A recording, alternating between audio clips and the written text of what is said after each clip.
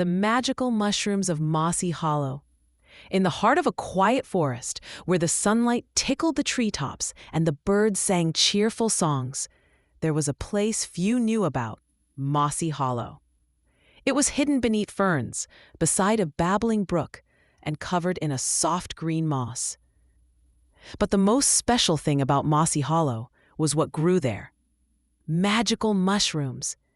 These mushrooms weren't ordinary at all. They glowed softly at night, changed colors when they laughed, and most importantly, they could talk. One sunny morning, a curious rabbit named Nibbles hopped into Mossy Hollow for the first time. His nose twitched. "Sniff, sniff. That smells like strawberry pie," he said. And he was right. The mushrooms smelled like all sorts of treats.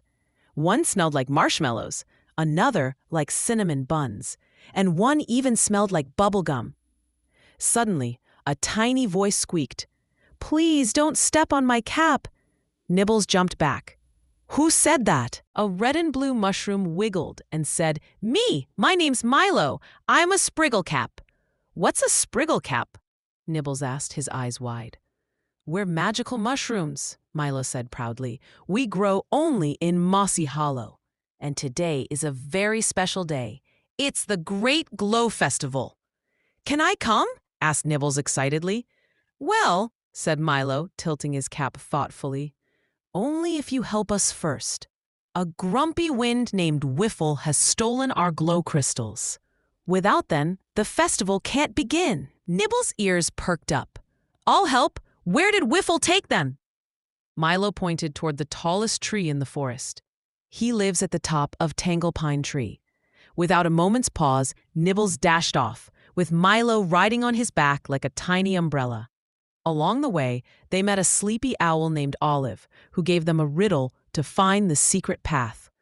They crossed the ticklish bridge, which giggled when they stepped on it, and tiptoed through the whispering leaves. Finally, they reached the top of Tangle Pine Tree, where Whiffle, a swirly puff of wind with a long scarf, was playing with the glow crystals like marbles. "I just wanted to borrow them," Whiffle said, swirling sadly. "They're so shiny, but I didn't know they were for a festival."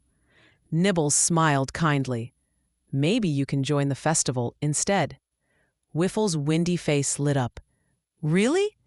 I've never been invited to anything."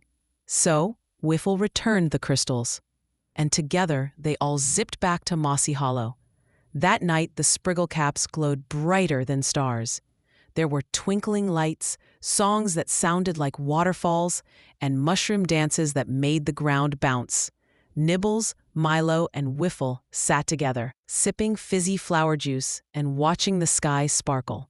And from that day on, Nibbles visited Mossy Hollow often, because once you find a place full of magic and friendship, you never want to leave it behind.